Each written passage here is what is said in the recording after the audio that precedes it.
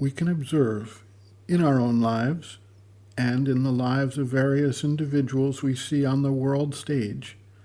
the difference between those who are driven primarily by the impulses of the external vital nature and the ego personality, and those who have made contact with the inner being and have developed a new standpoint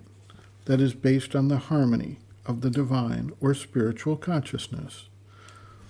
Those who are fixated on the external vital nature may exhibit various forces of the animal nature, may be filled with desire, lust, greed, and a power-hungry demand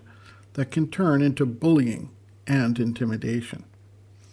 These individuals, while they believe they will have satisfaction from fulfillment of these various forms of desire and vital activity, actually are generally unhappy, and they suffer inwardly very much. The other actions are a reflection of what they have and carry around with themselves. On the other hand, we can see individuals who are souls of peace, harmony, and contentment,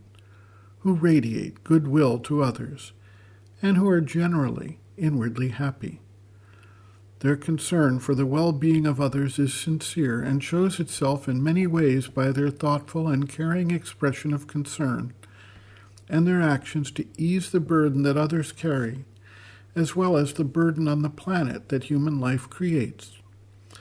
They are based within, in the psychic being, or true soul, that each individual has deep inside himself, mostly hidden behind the veil of the outer nature. The psychic being represents the divine presence within each of us. Each individual carries within himself these conflicting forces to some degree,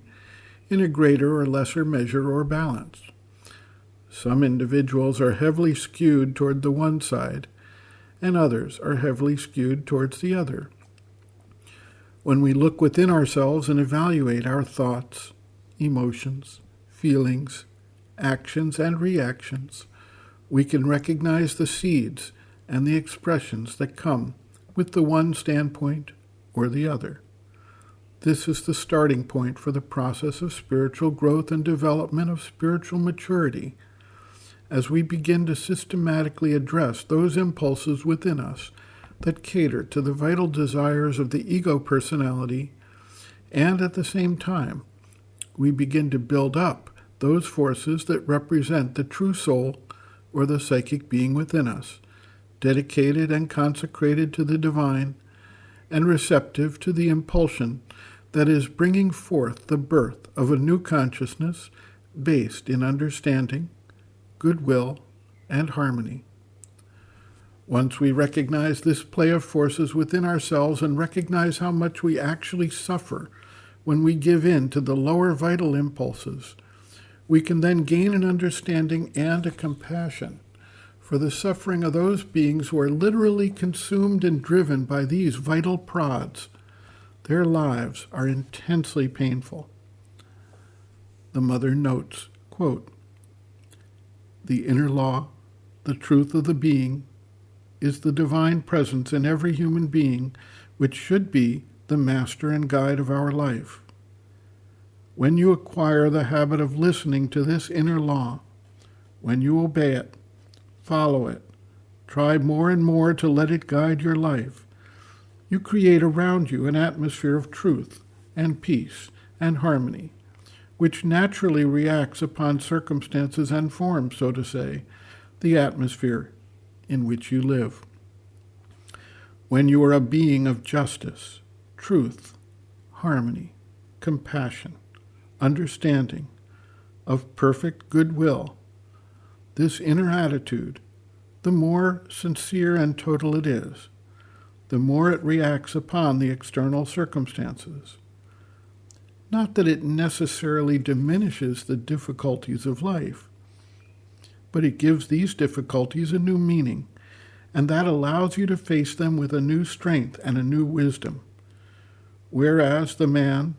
the human being who follows his impulses, who obeys his desires, who has no time for scruples, who comes to live in complete cynicism, not caring for the effect that his life has upon others, or for the more or less harmful consequences of his acts,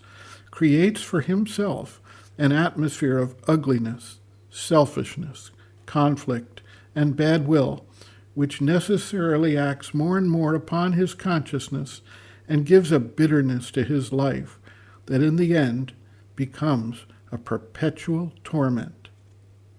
End quote. Reference, Sri Aurobindo and the Mother, Looking from Within, Chapter 1, Looking at Life and Circumstances, pages 13 to 14.